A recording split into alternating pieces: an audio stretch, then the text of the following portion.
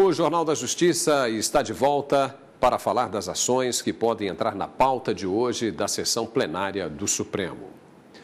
Um dos assuntos deve ser o julgamento do mandado de segurança que contesta o contrato firmado entre uma fundação privada e órgãos públicos. O julgamento foi suspenso em 2011 com pedido de vista do ministro César Peluso, já aposentado. O mandado de segurança foi proposto por 18 entidades de servidores públicos federais. Eles contestam a decisão do Tribunal de Contas da União, que proibiu a assinatura de convênios de serviços de assistência à saúde por parte da GEAP com outros órgãos da administração pública que não participam de sua gestão. O TCU entendeu que os patrocinadores originais da fundação são os Ministérios da Previdência e da Saúde, o Dataprev e o INSS. De acordo com o TCU, a GEAP é uma empresa de direito público-privado e, por esse motivo, não poderia firmar convênios com outras instituições públicas sem passar pelo processo licitatório. Se mantido esse entendimento, 250 mil servidores conveniados perderiam o benefício. O julgamento será retomado com o voto do ministro Teori Savasky, que assumiu no lugar do ministro César Peluso.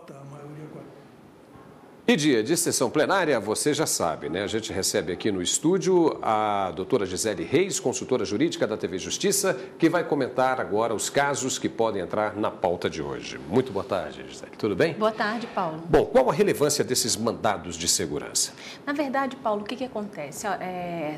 A discussão principal gira em torno do acesso à saúde de servidores públicos e seus familiares. Tudo no que diz respeito a esses contratos que foram firmados com essa Fundação de Seguridade Social. A GEAP, inclusive, chegou a mencionar que gira em torno de aproximadamente 700 mil pessoas que são beneficiadas por essa assistência. Então, são casos de corriqueiros de problemas da saúde e até mesmo situações de tratamento de casos graves de doença que aguardam aí um posicionamento do STF para saber se podem ou não prosseguir sendo acobertados por essa assistência. Mas esse não é o único processo que trata, né, desses convênios com a GEAP, né? Não, não é. Ao todo, são 9 mandados de segurança, tudo é um julgamento conjunto, ele prossegue num julgamento conjunto e contesta, na verdade, a decisão do Tribunal de Contas da União.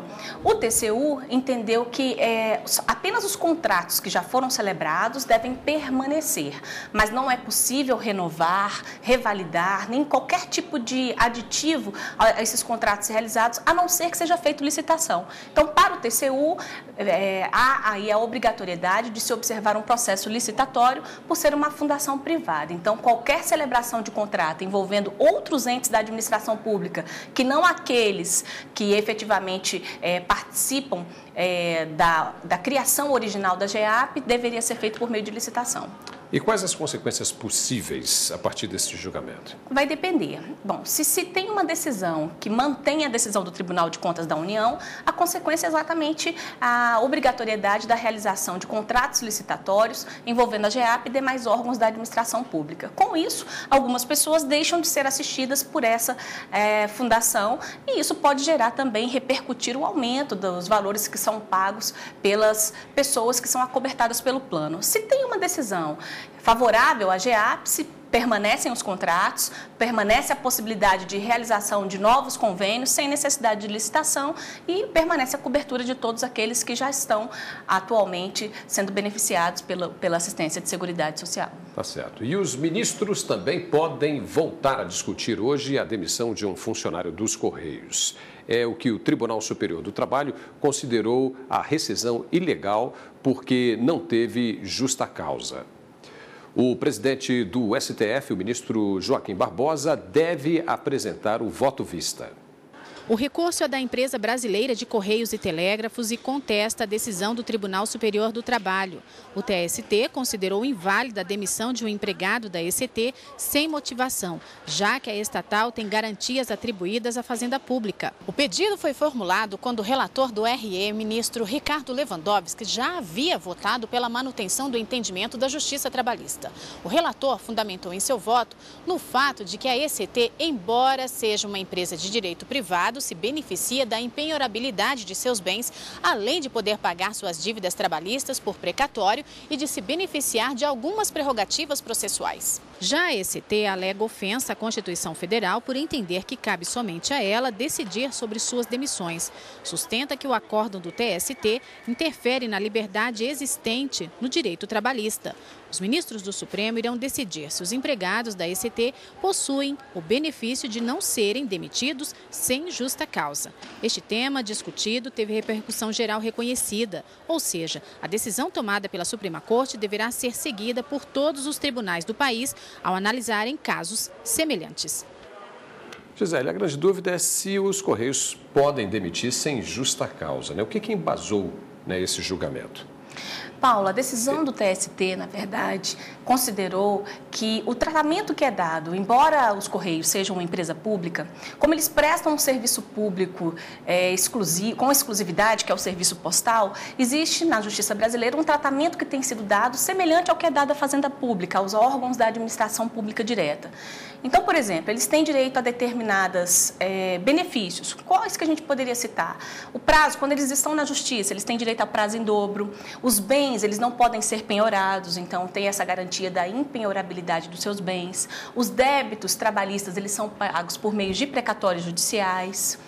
E outras garantias. Recentemente, o próprio plenário do Supremo Tribunal Federal garantiu o reconhecimento, a imunidade recíproca no que diz respeito a um imposto específico, ao imposto sobre serviços, nos serviços de qualquer natureza prestado pela empresa de Correios e Telégrafos. Por conta dessa situação, a Justiça do Trabalho entendeu que, já que existem esses privilégios, não pode, então, a ECT dispensar seus empregados sem que haja uma devida justificativa. Então, a dispensa só pode acontecer se houver uma justa causa.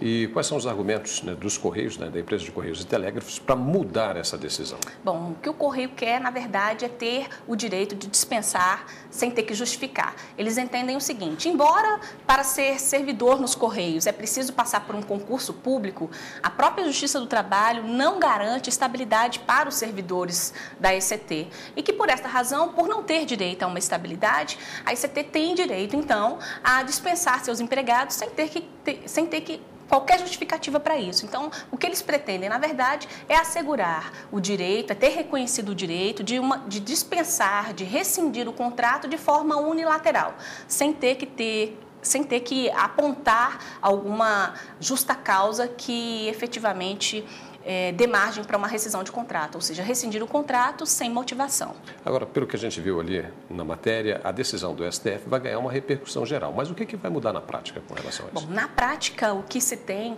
é que, se a ECT conseguir reverter essa decisão, ela não vai ter necessidade de reintegrar o servidor que foi demitido.